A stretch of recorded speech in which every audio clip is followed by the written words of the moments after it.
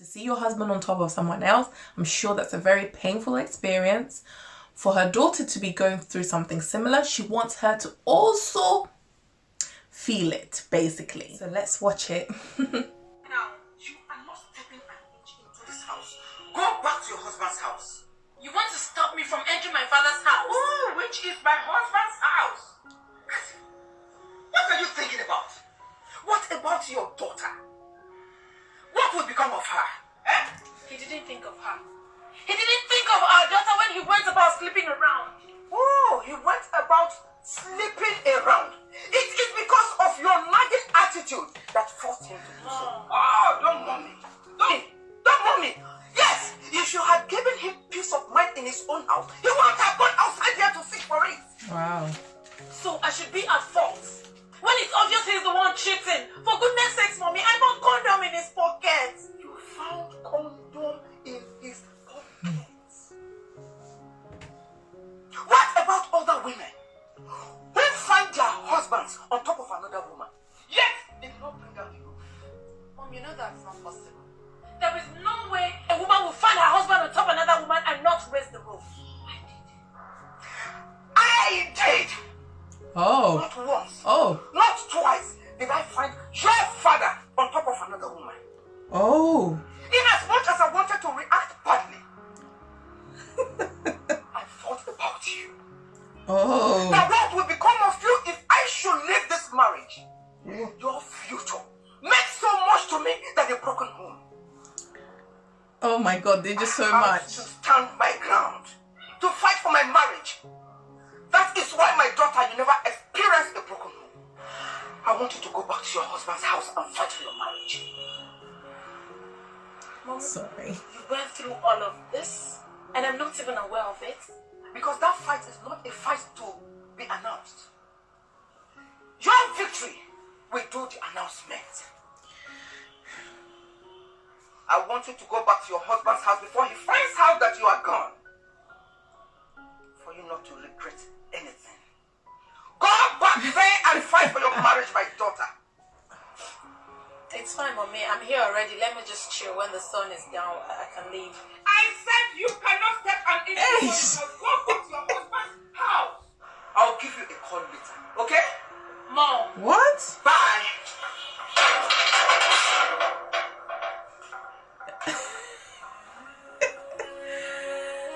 Oh my God, let me cancel it. Hold on. There's a lot of things. I think I'm gonna have to rewatch it and then stop it and comment, because I was trying to scribble some stuff down. Oh, you won't be able to see, it's too flashy.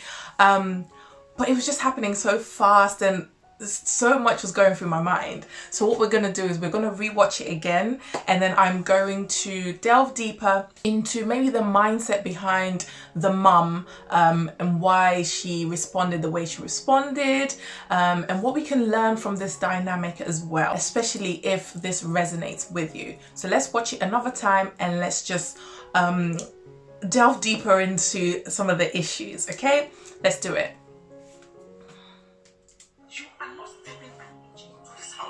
Go back to your husband's house. Okay. You want to stop me from entering my father's house? Oh, which is my husband's house. Okay, so territorial. So now she's saying, this is my husband's house. I'm the boss of this house. You have to listen to me, basically. Yes, he's your father, but he's my husband. She's already stamping her authority. Women, we are super competitive and comparative, especially when the opportunity arises, like it has here. But let's keep watching. What are you thinking about? What about your daughter? Okay. What will become of her? Eh? He didn't think of her. He didn't think of our daughter when he went about sleeping around. Oh, he went about sleeping around. It is because of your nagging attitude that forced him to do so.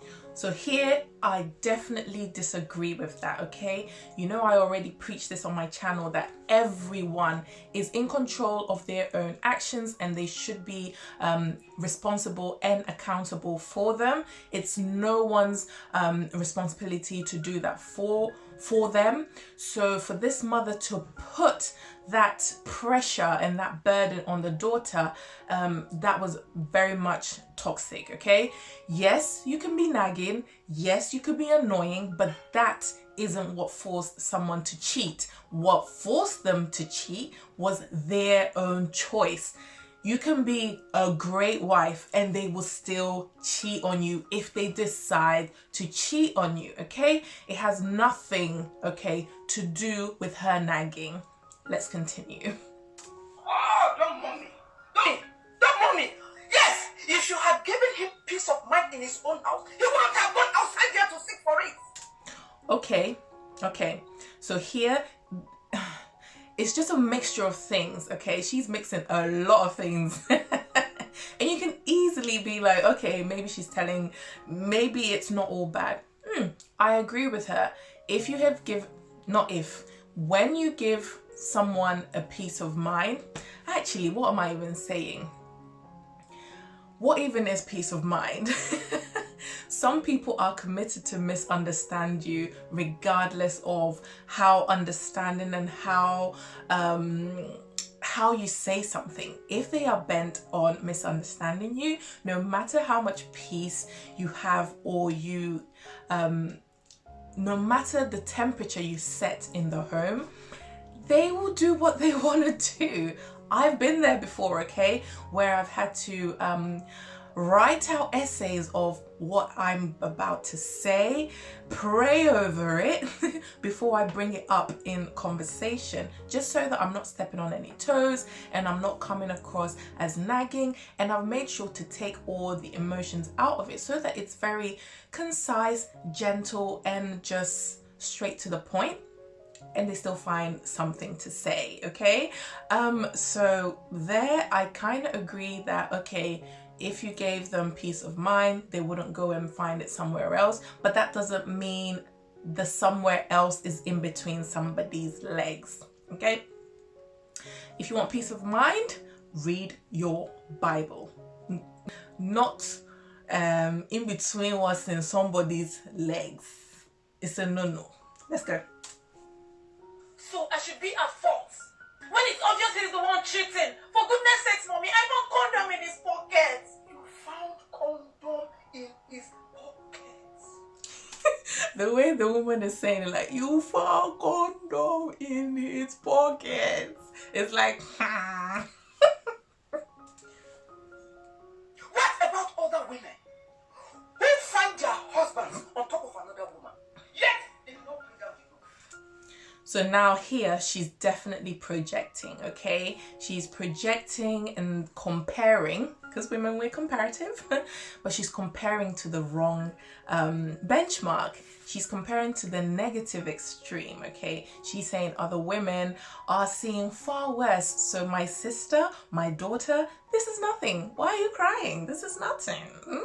You only saw condom. I saw the whole backside.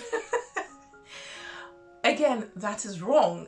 If she was comparing to a high standard and a high quality marriage, like what is assigned and set aside in the Bible, okay, like God has already instructed, and the guidance that God has given us, then she would know that she was at fault. But because she doesn't want to do that, she's comparing it to far worse, and we're going to find out next, because obviously when we watched it before, we found out that she saw her husband plenty of times. But let's watch that.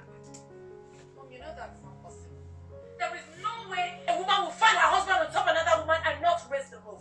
See, so her daughter was probably saying the same thing, like, how are they not going to raise the roof if you're actually catching your husband or your wife in that act? And then the truth comes out. I did. It's like she has so much confidence, like, I am strong because I did. I'm here and I'm still married to your father. Not once, not twice did I find your father on top of another woman. That is a mess. That is so toxic, because now she had to endure it. She's probably not happy in her marriage at the moment, but she had to endure the bitterness, so you have to endure the bitterness. And she goes further to say that she endured and she stayed because of her. So her daughter, who's complaining about the condoms now. So it's kind of like a generational thing now. So the daughter also has to do the same thing for her daughter and go through that pain as well of saving her marriage. In as much as I wanted to react badly, I thought about you. That what will become of you if I should leave this marriage? I feel for her because, you know, leaving any marriage and then leaving it to, you know, a broken home, it's not the easiest thing to do. And sometimes staying for the kids in a broken marriage, even though you're together, is also very, very damaging as well. Many people here on YouTube, I've actually watched some of their testimonies where they are literally sharing their story of their dysfunctional home and how they wish their mothers had stood up and actually left that marriage, basically, because what they witnessed was more than a broken home. So, you know, it's one of those things. Your future meant so much to me than a broken home. Here, again, I don't think it was her future that she was thinking about. It's more of the embarrassment, what people are gonna say, and maybe lack of financial stability. All of those things make you stay in places that serve you no longer. But of course she's not going to say that. She's just going to say it's you, throw it all on you, and then call it a day. I had to stand my ground to fight for my marriage. She's fighting for a marriage that's already broken, okay? It's very ironic because the whole point of marriage is this union where two become one, but right about now they're like 3, 4, 5.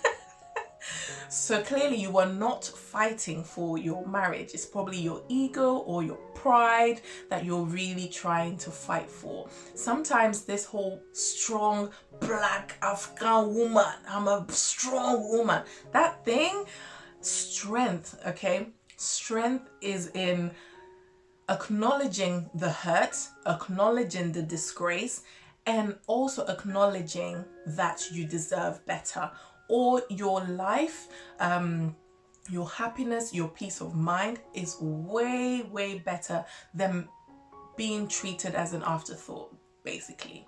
So I suppose this mother's great at pretending because she says obviously the daughter didn't experience a broken home, so I'm guessing when the daughter's around she pretends very, very well to the point where it looks as though they are happy at home.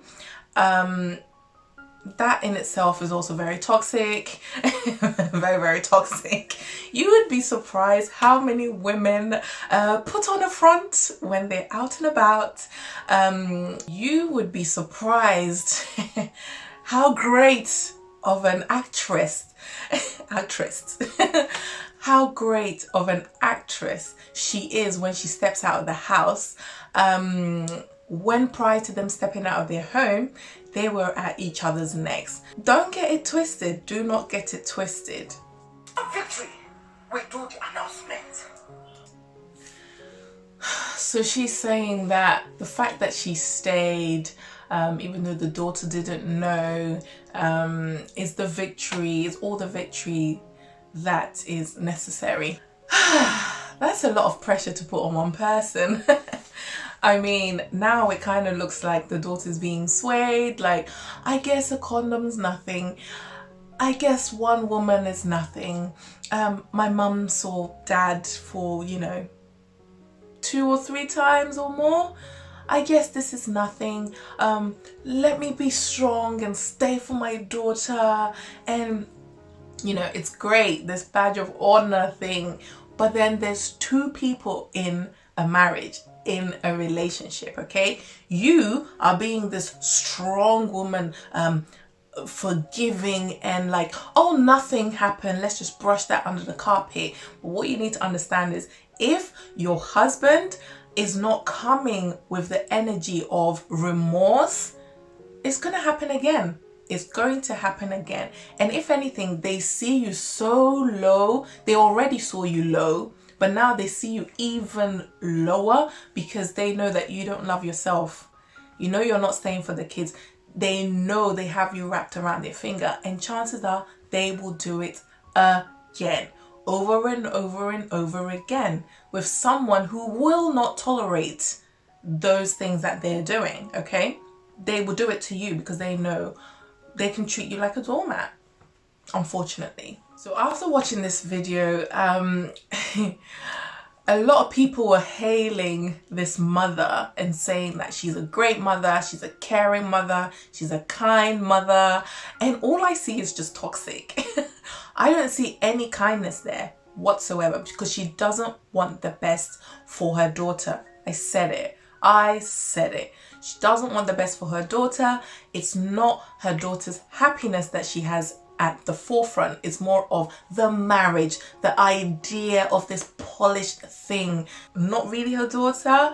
And as women, our number one role model, I would say, is our mother or our primary female caregiver. So our aunties, our grandmothers, you know, our sisters, if like our mother was never present in our lives, that relationship and that parenting style is so important in building your self-worth, your self-esteem, and just being validated as a young girl by these caregivers is so important. So the minute it starts to be very dysfunctional, that's when a lot of women grow up being very resentful, not really loving themselves, seeking for validation and affection in all areas. And it's like it stems from this very thing of toxic motherhood. When we were children, if we didn't really get much praise or affirmation and validation, we really grow up with very much low self-esteem. And then if you add the society and peer pressure and all of that to the mix, then it's just, you know, it's just like, I have no self-esteem whatsoever. The mindset behind this mother, I would say subconsciously,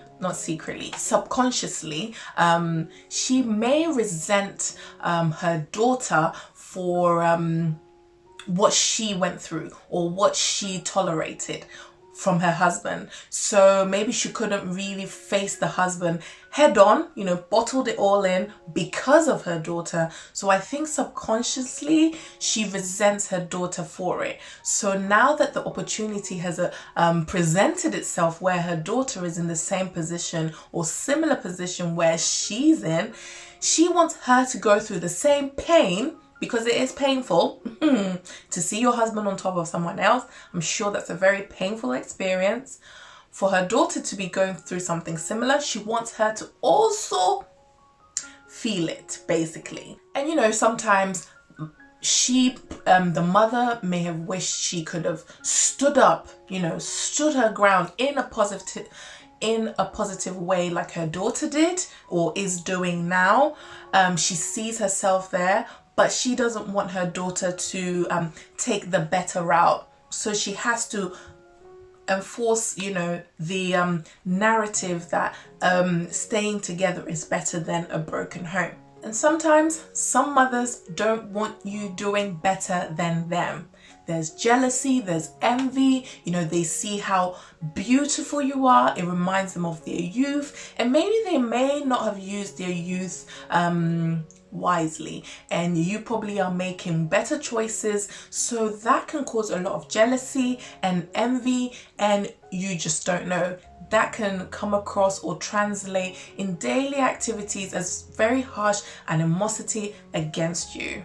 It may even be that this mother is still going through, it's not even it may be, she is going through, you know, long-term, deep-rooted trauma that she experienced as a little girl, and now because she hasn't healed, basically, she hasn't healed or addressed those traumas, now she's having to go through the motion and pour back that toxicity down the generation, so through her daughter and so on and so forth. Chances are she didn't pick a good husband, because clearly he was found on top of other women, and she probably wishes her daughter did the same, and it looks like the daughter also picked someone who wasn't great either, because he also went after other women.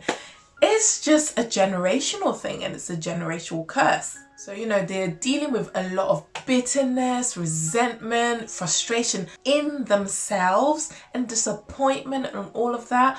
But sometimes it's easier to blame other people or project onto other people. It's just easier rather than looking within us, acknowledging that, you know, we are broken and we are damaged and we need to seek professional help. It's very hard to do the latter, and it's very easy to blame others. And this is what the woman's doing. And I think she's heavily resenting her daughter for letting her stay with her husband, even though she probably wanted to leave, but then it wasn't her daughter's fault. It's just so weird. So she preaches more of survival, whatever the case, over thriving and living your best life. But on this channel, what do? We are living our best life, okay?